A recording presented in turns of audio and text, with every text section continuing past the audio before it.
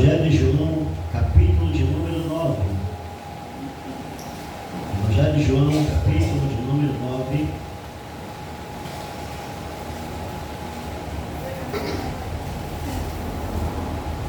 Versículo 40 e 41.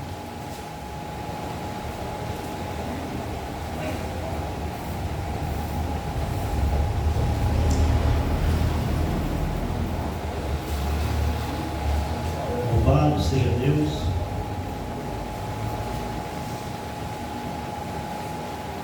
João 9, versículo 40 e 41. Diz assim a santa e poderosa palavra do Senhor. Aqueles dos fariseus que estavam com ele, ouvindo isto, disseram-lhe: também nós somos cegos?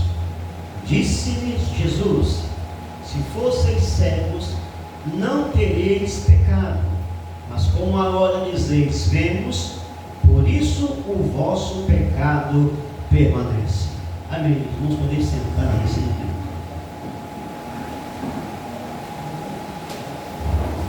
Louvado seja Deus.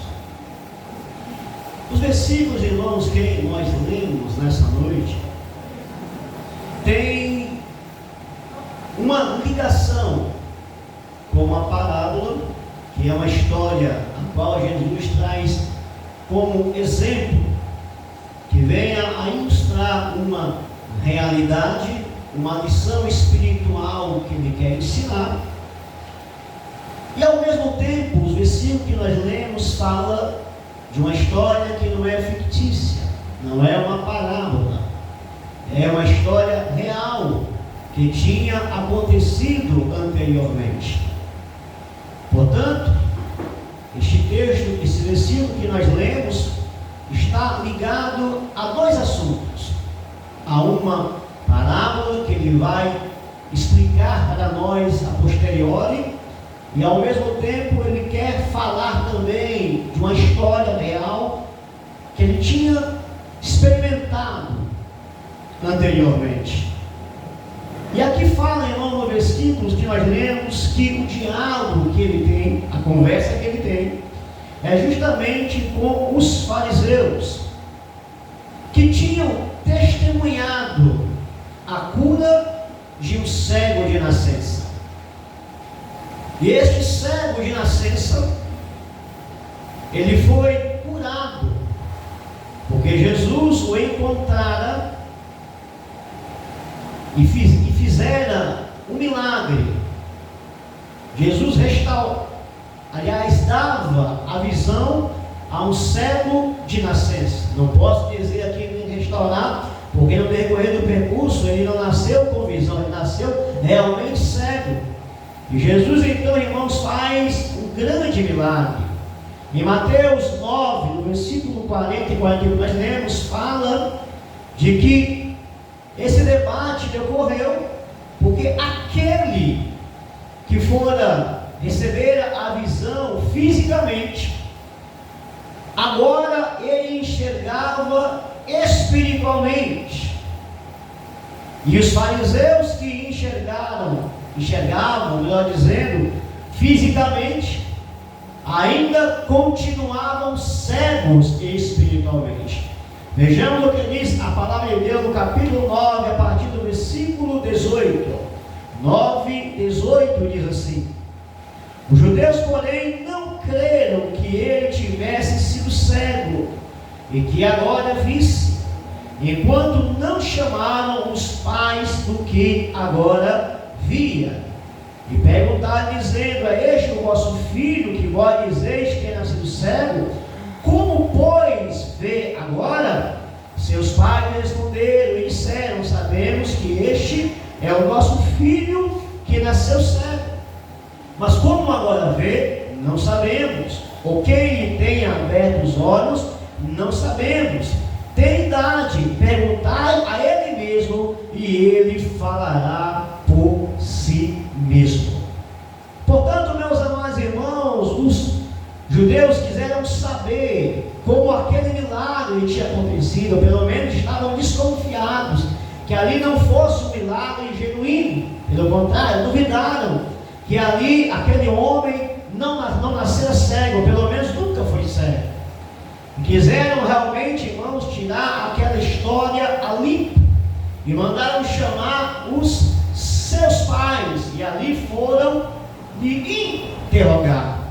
Mas o fato é que seus pais, em vez de lhe mostrar, irmãos, uma alegria, satisfação pelo grande milagre que acontecera, por alguma razão, por algum motivo, foram frios naquela conversa, frios em relação não ao diálogo que eles tinham com os fariseus, que estavam no interrogando. Mas se eu tiver, irmãos, um filho que nascera cego, e ao constatar que o milagre realmente tinha acontecido, eu estava saltando de alegria e dizendo: meu filho nasceu cego, sim, o meu filho nasceu cego. Eu estou alegre porque este milagre aconteceu, eu estou feliz aqui. Mas, irmãos, em vez disso, eles agem com naturalidade. Por que eles fazem isso? Porque no versículo, irmãos, que dá continuidade a essa história, vai dizer que havia uma ameaça em Jerusalém, de que ninguém poderia confessar que Jesus era o Cristo. Porque aquele que confessasse que Jesus era o Cristo, estes seriam, irmãos, expulsos da sinagoga, seriam expulsos do aspecto religioso, da continuidade religiosa para cultuar a Deus. É o que está aqui no versículo 23 e 24. Leamos aí no capítulo 9. Por isso é que seus pais disseram: tem idade. Versículo 22, desculpem. Seus pais disseram isto porque temiam os judeus, porquanto já os judeus tinham resolvido que se alguém confessasse ser ele o Cristo, fosse expulso da sinagoga. Portanto, a razão, o motivo para estarem frios, irmãos, era o medo de serem expulsos da sinagoga. Na realidade, o que se manifestou aqui é que a tradição, a questão religiosa, a qual eles tinham acostumado como nação judaica, que era religiosa, a nação de Israel, era algo, irmãos, de primazia e ao mesmo tempo de uma certa escravidão.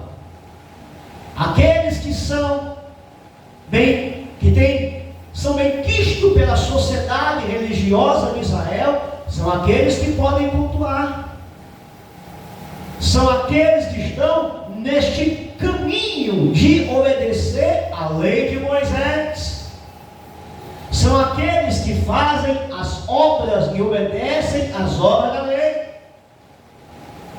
Em certo sentido, meus amados irmãos, não fazer parte desse aspecto religioso de Israel seria, irmãos, uma grande perda espiritual, segundo a concepção que eles estavam vivendo, ou pelo menos segundo a concepção que os fariseus, os sacerdotes de Israel estavam propondo para a nação, de que era uma falta grave ser expulso da sinagoga ou da adoração a Israel, de tal forma, irmãos, que não haveria mais como adorar, não haveria como mais prestar culto verdadeiro a Deus. Todos estavam enraizados, estavam na teia da religião sacerdotal daqueles sacerdotes, ao ponto de que eu só posso ser aceitável diante de Deus se eu fizer parte deste meio aqui. Se eu não fizer parte, eu estou perdido. Se eu não fizer parte, Deus não me aceita, Deus não recebe o meu louvor, Deus não recebe minhas obras. Eu estou impedido de cultuar a Deus, porque só vai valer a pena se eu estiver estiver neste mesmo meio. E vai dizer aqui que eles temiam, irmãos.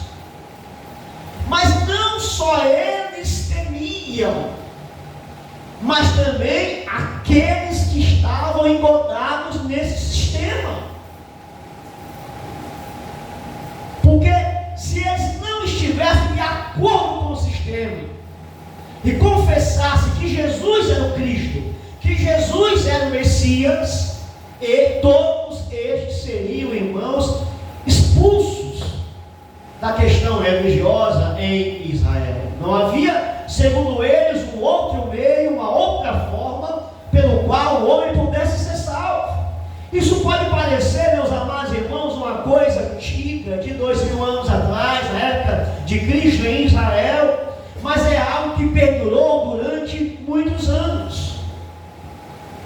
Esse sistema de abraçar o meio pelo qual o homem pudesse ser salvo, obedecendo a lei, ou pela obra, ou pela caridade, por esse serviço direcionado por um sistema religioso, não foi comum somente aquilo naquela época, aquilo perdurou por vários séculos e ainda hoje perdura. Nós temos como exemplo, irmãos, a Igreja Católica Apostólica Romana, a qual ensinou que fora da igreja não há salvação. Fora dos sacramentos não há como homens ter acesso a Deus.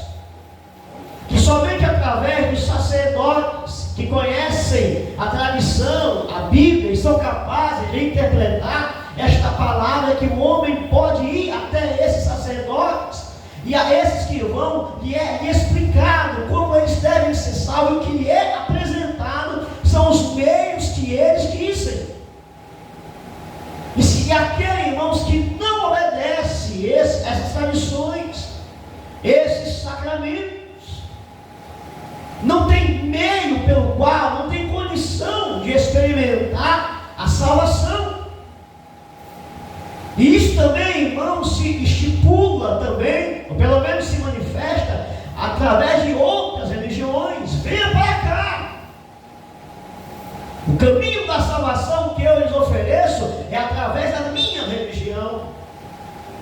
Se você não for da minha religião, você não pode ser salvo. Se você não for da religião que é a única que prega a verdade, você não pode ser salvo. E assim, meus irmãos, os homens são ensinados de que fora de uma religião ou fora de uma determinada igreja não há como eles se salvarem, ou pelo menos serem perdoados também de seus pecados. Mas, irmãos, esse tipo de pensamento, ele está errado. Porque Jesus, ele vai consolar aqueles que estão presos nessa teia, e que por algum irmão, pela providência, pela misericórdia, pela graça de Deus, tiveram, irmãos, um encontro com Jesus. E esse encontro com Jesus que eles tiveram, deu-lhes a oportunidade de aprenderem que não é a igreja que salva, é Jesus que salva. De que não é a religião que salva, é Jesus quem salva. E este cego que fora curado, Jesus soube, irmãos, que ele fora expulso. Jesus veio sobre ele, Jesus lhe deu visão, Jesus fez um milagre em sua vida. Ele foi tomado como alguém que deveria ser interrogado. Ele debateu o cego com os fariseus. O cego não deveria dizer que foi Jesus que o curou, mas o fato é, irmãos, que o cego insistiu, e por causa disso foi expulso, mas Jesus foi ao seu encontro. É o que está aqui no versículo de número 7 em diante. Vamos ler a partir do versículo 1, irmãos. De João 9, diz assim: E passando Jesus viu um homem cego de nascença. E o seu discípulo lhe perguntava, dizendo: Rabi, quem pecou, este ou seus pais, para que nascesse cego? Ele respondeu: nem ele pecou, nem os seus pais, mas foi assim para que se manifestassem nele as obras de Deus. Versículo 4: Convém que eu faça as obras daquele que me enviou, enquanto é dia. A noite vem quando ninguém pode trabalhar. Enquanto estou no mundo, sou a luz do mundo. Tenho dito isto, cuspiu na terra, e com a saliva fez lodo, e untou com lodo os olhos do cego, e disse-lhe: vai, lava-te no tanque de Siloé, que significa o enviado. Foi, pois, lavou-se e voltou vendo. Então os vizinhos, aquele que antes tinham visto que era cego, diziam: não é este aquele que estava sentado e mendigava? O vizinho é este, ou se parece com ele? Ele dizia: sou eu. Dizia-lhe, pois, como se te abriram os olhos? E ele respondeu e disse: o homem chamado Jesus fez lodo, untou-me com os olhos e disse-me: vai ao tanque de Siloé e lava-te. E fui e lavei-me e vi. Disseram-lhe, pois, onde está? Ele disse: não sei. E se nós formos ler, irmãos, agora, a partir do versículo de número 31, diz assim, 28, pulemos para o 28 agora. Então os injuriaram e disseram: discípulo dele, vamos ler a partir do 26, e tornaram a dizer: que te fez ele? Como ele te abriu os olhos? Respondeu-lhes: já vos disse, e não ouvistes? Para que o quereis tornar a ouvir? Quereis vós porventura fazer também seus discípulos? Então injuriaram e disseram: discípulo dele serás tu? Nós, porém, somos discípulos de Moisés. Nós bem sabemos que Deus falou a Moisés, porém este sabemos de onde é. O homem respondeu e disse-lhes: nisto, pois, está a maravilha, que vós não saibais de onde ele é, e contudo não me abriu os olhos, contudo me abriu os olhos. Ora, nós sabemos que Deus não ouve pecadores, mas que se alguém teme a Deus e faz a sua vontade, a esse ouve. Desde todos os séculos nunca se ouviu que alguém abrisse os olhos de alguém que nasceu cego. Se este não fosse de Deus, nada poderia fazer. O que eu quero destacar é o versículo 34, que diz: responderam eles, disseram: tu é nascido todo em pecado e nos ensinas a nós? E então o expulsaram. Note, meus amados irmãos, ele debate com os escribas e fariseus, e nesse diálogo ele testifica que Jesus o curou. Os fariseus chamam ele de Jesus de pecador. Ele então disse: se ele é pecador, eu não sei. O que eu sei é que ele me curou. Eu era cego e agora eu vejo. Mas aí, irmãos, ele é expulso ao debater com os fariseus e escribas. E no versículo 35 diz: Jesus ouviu que o tinham expulsado e encontrado disse: crês tu no Filho de Deus? Note-nos, todos aqueles que não faziam parte desse patamar, desse sistema de obediência, leis, cerimônias de Israel, seria o único meio pelo qual poderiam ser aceitáveis diante de Deus. Ao serem expulsos, perderiam, irmãos, esse caminho para a salvação. Isso é o que eles acreditavam. Jesus, irmãos, sabendo disso, Jesus, irmãos, vem dar conforto a Israel. Jesus vem dar conforto ao cego. Jesus vem, meus irmãos, proclamar o verdadeiro caminho da salvação. Jesus vem manifestar que não é, irmãos, um sistema ordenado que salva. Jesus vem mostrar para o homem que não é uma religião que salva, que é Ele quem salva, que é Ele, irmãos, que veio dar a sua vida em resgate de muitos. E para Jesus, irmãos, falar sobre isso, para Jesus, irmãos, como o homem deve ser salvo, Jesus então conta uma parábola. Por isso eu falei aqui no começo, versículo que nós lemos que tem ligações com uma parábola e uma história real. A história de um homem que nasceu cego e teve encontro com Jesus. Mas se Jesus não existisse, se Jesus não fosse real, se Jesus não fosse o Messias, se Jesus não fosse o Salvador, aquele cego, segundo a concepção israelita, judaica, irmão, ele foi expulso do sistema religioso e não poderia ser aceitável diante de Deus, não ser perdoado dos seus pecados. Mas como Jesus era o Messias, como Jesus era o caminho, como Jesus, irmãos, não estava ali apenas para curar, Jesus estava ali para salvar o homem. Então o homem poderia ser aceitável diante de Deus. Jesus então começa, irmãos, a contar a parábola a partir do versículo de número 1 do capítulo 10. Vejamos aí. Nós lemos o 40 e 41 e metemos com o 10 agora. Na verdade vos digo que aquele que não entra pela porta do curral das ovelhas, mas sobe por outra parte, é ladrão e salteador. Mas aquele que entra pela porta é o pastor das ovelhas. Em outras palavras, Jesus vai contar uma parábola para dizer o que está acontecendo, para ilustrar a situação da nação de Israel naquele presente momento. Jesus está dizendo assim: na verdade, eu digo que aquele que não entra pela porta do curral, existe uma porta de salvação.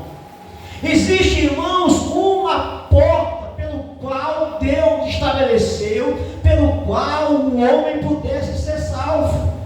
Essa porta que Deus estabeleceu é o único meio, a única maneira pelo qual o homem pode ser aceitável diante de Deus. Jesus aqui fala nessa história que existem outros tipos de pessoa, no caso aqui que a história diz, que é o ladrão e salteador que não quer entrar por essa porta, que quer entrar de outro jeito, de outra maneira, não pela porta que Deus estabeleceu. Eles querem entrar por cima, querem entrar pelo lado, querem destelhar, querem arrombar cerca, mas não querem entrar pela porta que Deus estabeleceu. E Israel, irmão, no Antigo Testamento, na época de Jesus, não queriam aceitar a porta que Deus estabeleceu. E a porta que Deus estabeleceu, ela foi dita, foi ensinada desde o Antigo Testamento. Essa porta que ele enviaria Jesus Cristo, que morreria pelos pecados da humanidade, que ele seria o Messias, que ele seria o Salvador. Por isso a palavra de Deus vai dizer lá desde o profeta Isaías. Vejamos o que diz o profeta Isaías, capítulo de número 53. Isaías 53. Isaías 53, a partir do versículo de número 1. Desde o Antigo Testamento, os profetas anunciaram o caminho da salvação que Deus estabeleceu para o homem. Isaías 53, versículo de número 1, diz assim: quem deu crédito à nossa pregação, e a quem se manifestou o braço do Senhor, porque foi subindo como renovo perante ele, como raiz de uma terra seca, não tinha parecer nem formosura, e olhando nós para ele, não havia boa aparência nele, para que o desejássemos. Era desprezado e o mais indigno entre os homens, homem de dores, experimentado nos trabalhos, como um dos quem os homens escondiam o rosto. Era desprezado e não fizemos dele caso algum. Verdadeiramente ele tomou sobre si as nossas enfermidades, e as nossas dores levou sobre si, e o nós reputamos como aflito e ferido de Deus, e oprimido. Versículo 5. Mas ele foi ferido por causa das nossas transgressões, e moído por causa das nossas iniquidades, e o castigo que nos traz a paz estava sobre ele, e pelas suas pisaduras nós fomos sarados. Note, meus amados irmãos,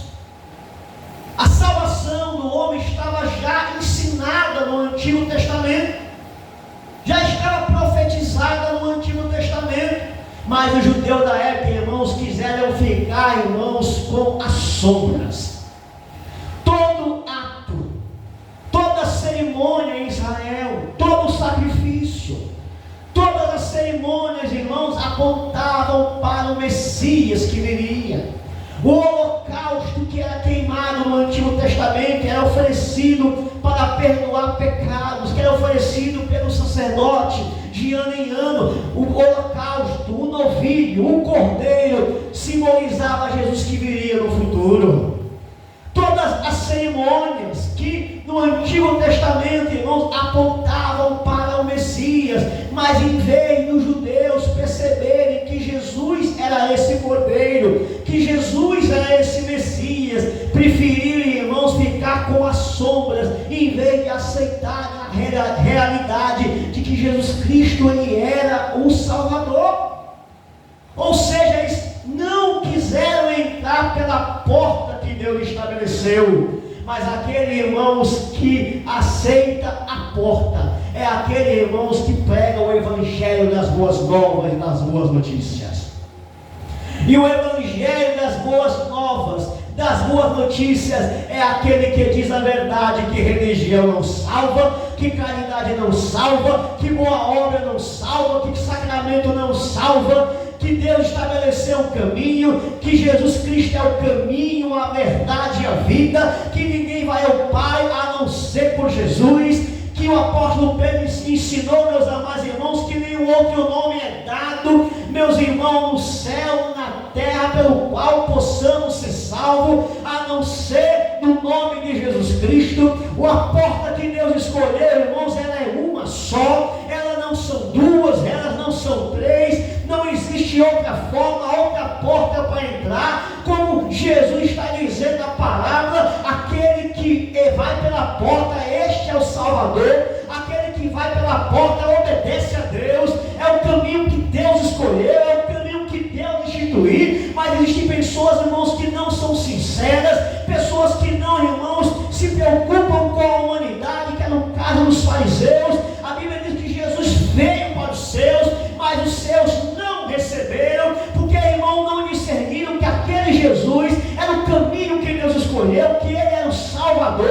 Por isso a Bíblia vai dizer em João 1,11, Jesus veio para os seus, ele veio para os seus, mas os seus não receberam. Mas todos quanto receberam, todos quanto creram, irmãos, Deus deu o poder de serem feitos filhos de Deus. É o caminho, irmãos, que Deus escolheu. Diz lá em Lucas 24, 44, irmãos, que Jesus começou a explicar para os discípulos, depois da sua ressurreição, que através de Moisés, que através dos salmos, que através da Escritura, ele haveria de morrer e de ressuscitar. Portanto, não é desculpa, irmãos, para aqueles que não encontrarem a porta certa. Porque a porta certa havia, e essa porta era Jesus. Jesus disse: eu sou a porta, quem entrar por mim salvar-se-á e encontrará pastagem para as suas almas. Não havia, irmãos, desculpa para o homem, irmãos, ir por outro caminho, porque, irmãos, ir por outro caminho era ir contra Deus. Ir para outro caminho era ir contra o caminho que Deus estabeleceu, o caminho da salvação única, somente no nome de Jesus. Vejamos aí Lucas 24, Evangelho de Lucas, capítulo de número 24, a partir do versículo 44. Lucas 24, a partir do versículo de número 44, diz assim: e disse-lhes: são estas as palavras que vos disse, estando ainda convosco, que convinha que se cumprisse tudo que de mim está escrito na lei de Moisés, nos profetas e nos salmos. Note, já a Bíblia Sagrada, o Antigo Testamento, melhor dizendo, o Pentateuco, os salmos, os profetas, todos eles já testificavam de Jesus, que ele viria. Versículo 45 vai dizer: então abriu-lhes o entendimento para compreenderem as Escrituras.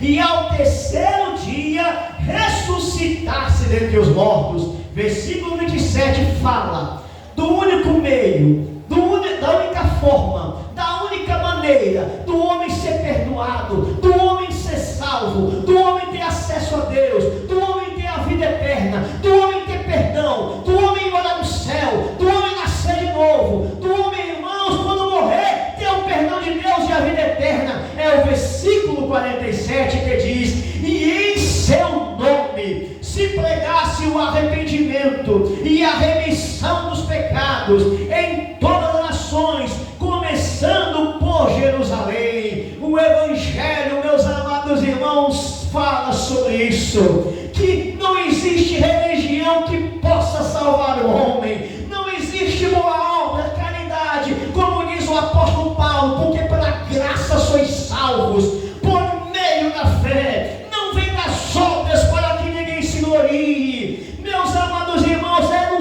nome de Jesus que o homem tem acesso a Deus. Ele é a porta, e a porta que Deus escolheu foi essa. Em Atos 17, 30 ao 38 ao 39 vai dizer que os judeus, irmãos, os pais antigos, tentaram obter a salvação por intermédio da lei, mas que eles nunca alcançaram. Mas agora, nesse nome, no nome de Jesus, vos anuncia a remissão de pecados. Vejamos o que diz a Bíblia em Atos capítulo 17, Atos capítulo 13, Atos capítulo de número 13, versículo 38 ao 39, Atos 13, do 38 ao 39,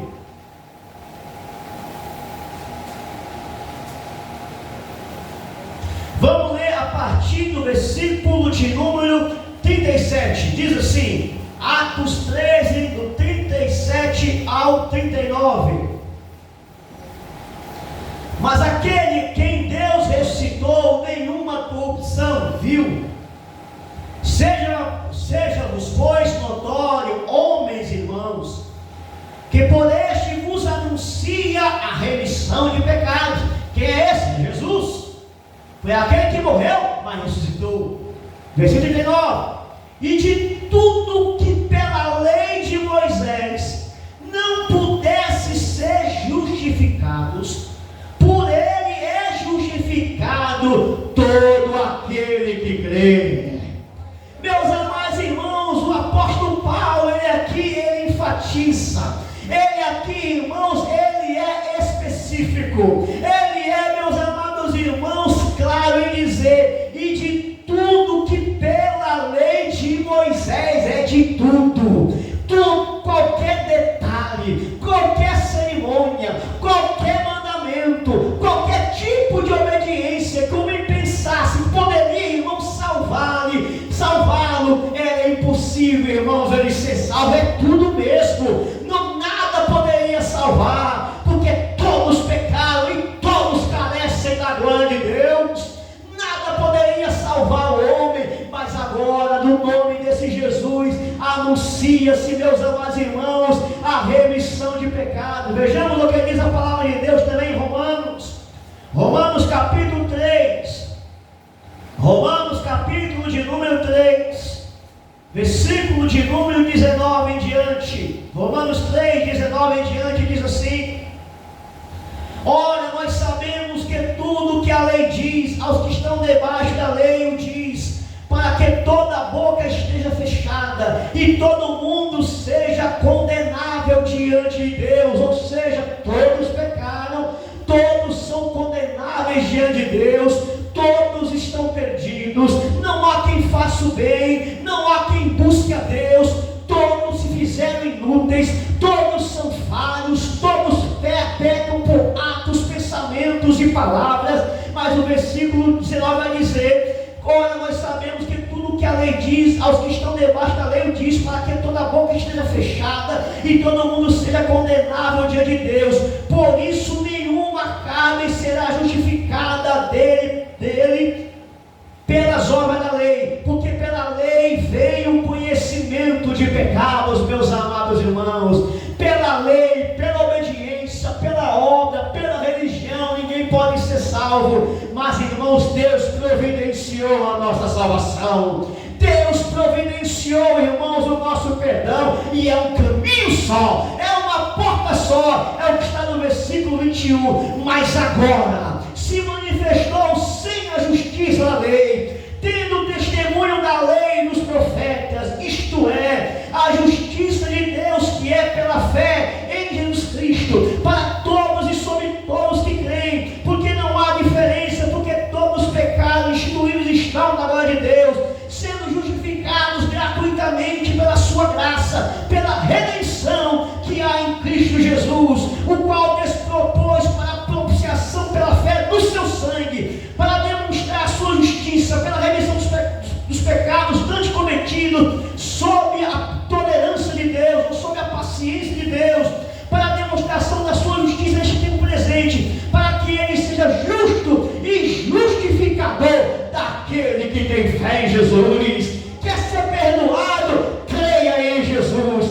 Quer ser salvo? Tenha fé em Jesus. É a única porta, é o único caminho, é a única maneira do homem ser perdoado, irmãos. E Jesus falou sobre isso. Jesus falou: 2 homens foram orar, um era religioso, um era fariseu, o outro era publicano. O fariseu subiu ao templo para orar, ele levou os seus olhos ao céu e começou a se gabar das suas boas obras, começou a se gabar da sua obediência. Ele disse que jejuava, ele disse que dava o dízimo, ele disse que não era como os demais homens pecadores, não se prostituía, não cometia pecados, e ele se orgulhava, irmãos, porque achou que poderia ser aceito de Deus, aceito diante de Deus, através daquilo que ele fazia. Mas como diz Paulo, como nós lemos, de tudo que a lei de Moisés poderia ensinar, tudo que vocês realizaram, vocês não poderiam ser salvos. E aquele fariseu, irmão, se orgulhava, se jubilava, se contava vantagem diante de Deus. Mas foi a vez do publicano orar. O publicano nem conseguia olhar para o céu, ele nem conseguia levantar a cabeça ao céu, mas ele batia no peito e dizia: Senhor, tem misericórdia de mim, porque eu sou pecador. Tem misericórdia de mim, porque eu sou pecador. E Jesus, depois de contar essa história, pergunta aos irmãos, aos fariseus: quem vocês acham que foi perdoado? Foi aquele que se exaltou, que contava vantagem pela sua obediência, ou foi aquele que se humilhou? Foi aquele que disse que era pecador diante de Deus? Eles então disseram: foi aquele que se humilhou. Pois bem, aquele que se humilha é aquele que é exaltado, aquele que se exalta, esse que é humilhado. Portanto, meus amados irmãos, existe uma porta, e essa porta é Jesus. Essa porta foi o caminho que Deus escolheu, foi o caminho que Deus escolheu. Mas tem salteador,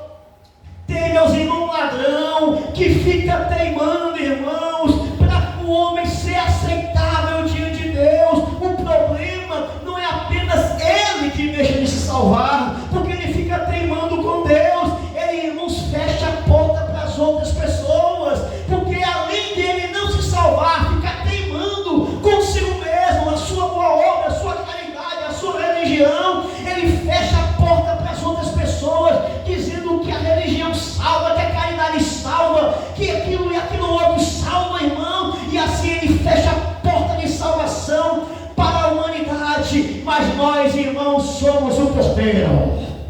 Nós, irmãos, somos o porteiro. O porteiro, irmão, abre a porta para a verdadeira mensagem.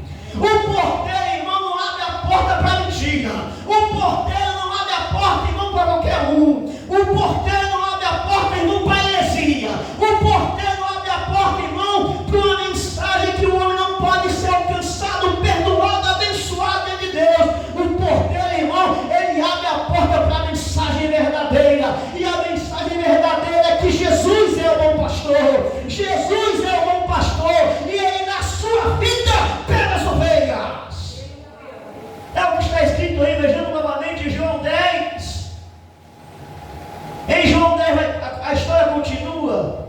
Versículo 1 novamente: na verdade vos digo, que aquele que não entrar pela porta no curral das ovelhas, mas só ir por outra parte, é ladrão e salteador. Não vá por outra parte. parte, vai para a parte que Deus escolheu. Não vá para outro caminho, vá para o caminho que Deus escolheu. Jesus é o caminho.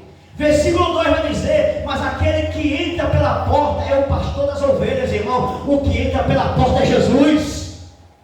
É o caminho que Deus escolheu. Deus escolheu, Jesus foi lá e aceitou o caminho. Versículo 3 vai dizer: a este o porteiro abre as ovelhas, ouvem a sua voz e chama pelo nome, e as suas ovelhas atrás para fora. Existe um porteiro, irmãos. No Antigo Testamento eram os homens de Deus. No Antigo Testamento era o profeta Isaías. No Antigo Testamento era o profeta Jeremias. No Antigo Testamento era o profeta Ezequiel. No Antigo Testamento era Moisés dizendo: olha, eu estou aqui, mas eu não sou o grande Salvador. Eu apenas tirei vocês do Egito. Eu apenas com mão forte, com o braço estendido do Senhor, Deus me usou para tirar vocês. Eu não sou o Salvador. Eu não salvo espiritualmente. No futuro virá alguém. No futuro virá um. Isaías, irmão, dizia: eu não sou o Salvador também, mas haverá um no futuro. Um futuro que levará os nossos pecados, levará nossas enfermidades, perdoará pecados. Esses são os homens, irmãos, que eram porteiro, que recebiam a mensagem de Deus, que pregavam o caminho correto da salvação, que diziam: tudo isso aqui é símbolo, mas o Messias virá, o Salvador virá. E a Bíblia vai dizer, irmãos, que o último profeta foi João Batista. O último profeta foi João Batista. E a Bíblia diz, irmãos, que quando ele avistou Jesus, ele disse, irmãos, cheio do Espírito Santo, ele, irmãos, veio preparar o caminho do Senhor. Ele é aquele, irmãos, que não era luz, mas ele veio preparar o caminho da luz. Ele não era o Salvador, mas veio preparar o caminho do Salvador. Quiseram lhe fazer Messias, Salvador, mas ele disse: eu não sou a luz, eu não sou o Salvador, eu vim preparar o caminho do Senhor. Quando de repente, meus amados irmãos, apareceu, irmãos, ali para ser batizado no Rio Jordão, a pessoa bendita do Salvador, Jesus de Nazaré. E a Bíblia diz, irmão, cheio do Espírito Santo, João Batista estava. Ele olhou para Jesus e disse: eis aí o Cordeiro de Deus que tira o pecado do mundo. Note, meus amados irmãos, João Batista, ele foi o porteiro. Ele não era o Salvador, mas ele abriu a porta para a salvação, abriu o caminho para a salvação. Eis aqui o bom pastor, eis aqui o Cordeiro de Deus que tira o pecado do mundo. Assim, irmãos, somos nós somos aqueles que abrem a porta da salvação, que diz que Jesus é o caminho, a verdade e a vida, que não há outro meio de se salvar. Nós não abrimos a porta para coisa errada, abrimos a porta para o verdadeiro Evangelho que salva, perdoa e leva o homem para o céu. Aleluia! Porque, irmãos, o porteiro conhece. O porteiro entendeu a mensagem do Evangelho, que nada mais salva o homem a não ser Jesus. A história continua em dizer, irmãos, que Jesus é o bom pastor. Versículo 4 vai dizer: e quando tira para fora as suas ovelhas, vai adiante delas, e as ovelhas seguem, porque conhecem a sua voz. Mas de modo nenhum seguirão o estranho, antes fugirão dele, porque não conhecem a voz dos estranhos. Jesus lhe disse esta parábola, mas eles não entenderam o que era o que ele dizia. Jesus conta a parábola, explica para eles, e eles ainda não entendem. Versículo 7 vai dizer: tornou, pois, Jesus dizer: em verdade vos digo, que eu sou a porta das ovelhas, eu sou a salvação, eu sou o homem que leva o homem para o céu, eu sou o Salvador. Versículo 8: todos quanto vieram de mim são ladrões e salteadores, mas as ovelhas não ouviram. Eu sou a porta, se alguém entrar por mim, salvar-se-á, e entrará e salvará e achará pasto. O ladrão não vem senão roubar, matar e destruir. Eu vim para que tenham vida e tenham em abundância.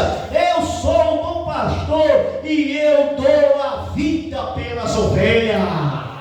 Note, irmãos, o que é o Evangelho. O Evangelho é aceitar o bom pastor. E o que é que o bom pastor faz? Ele dá a vida pelas suas ovelhas. Não foi Maria que morreu na cruz pelos nossos pecados. Não foi José, irmão, que deu a sua vida na cruz e derramou seu sangue. Não foi Pedro, não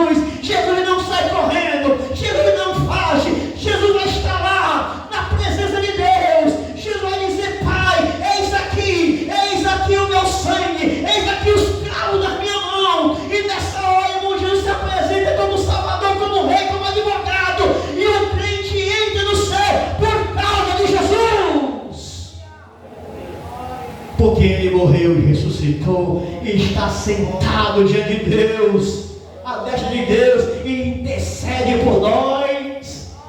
Meu irmão, o ladrão foge, o salteador foge, mas Jesus fica.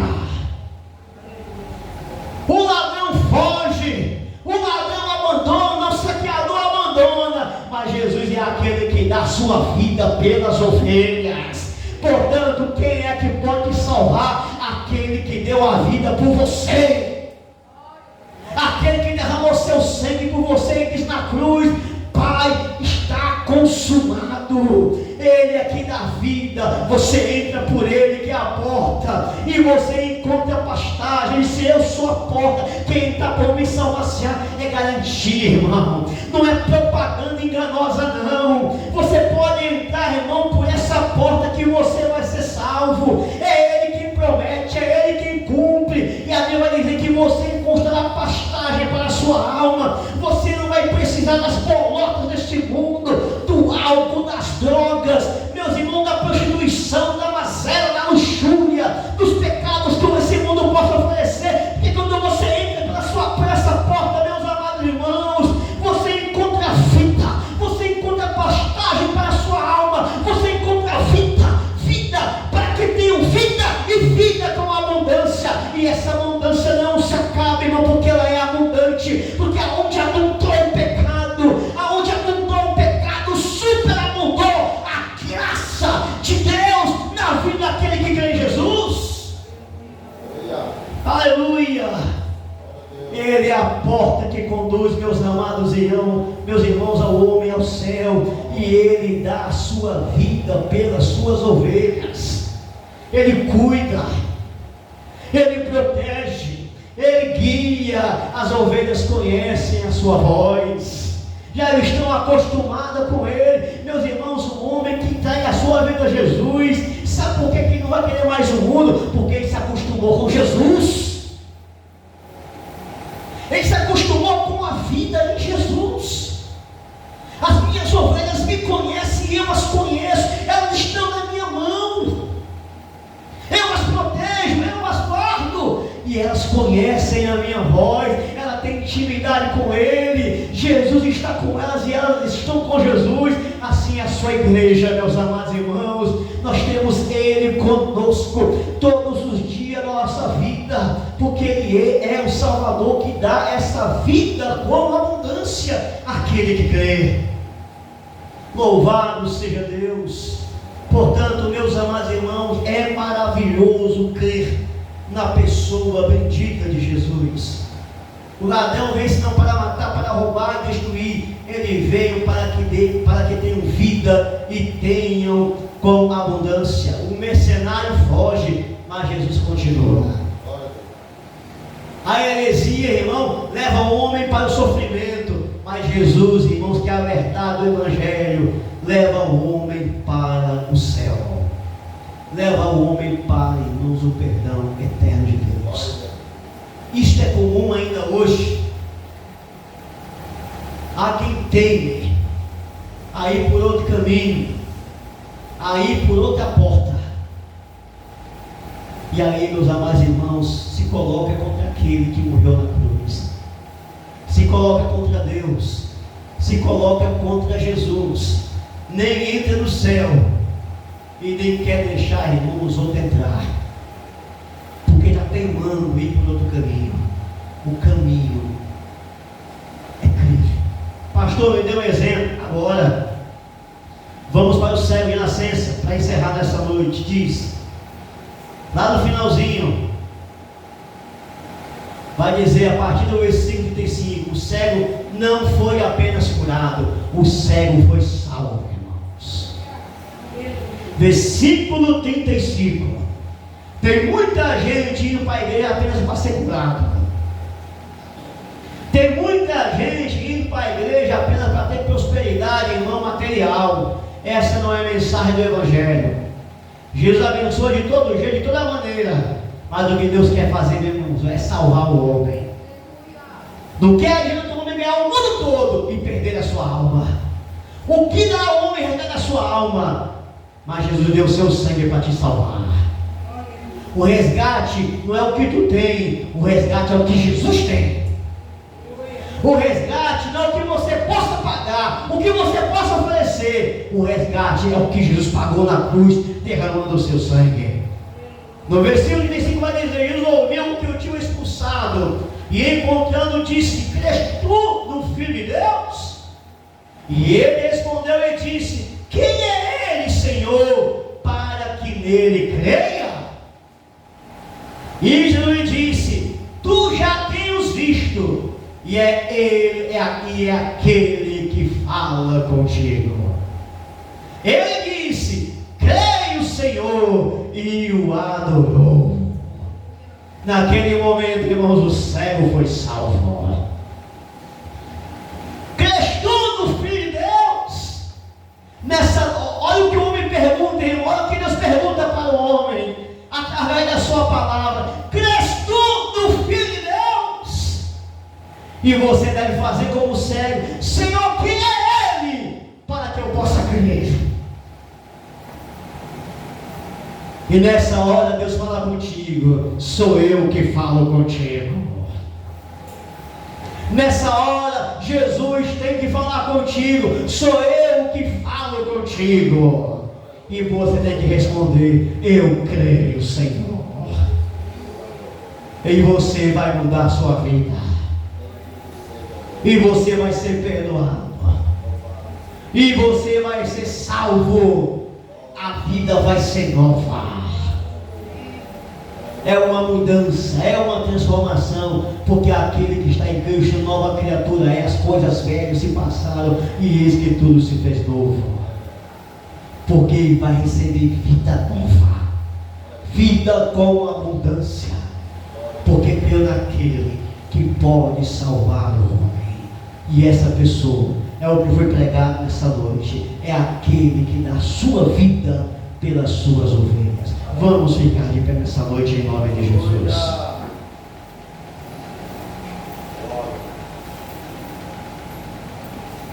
Irmão Alexandre, ele gritou nessa noite. Aleluia.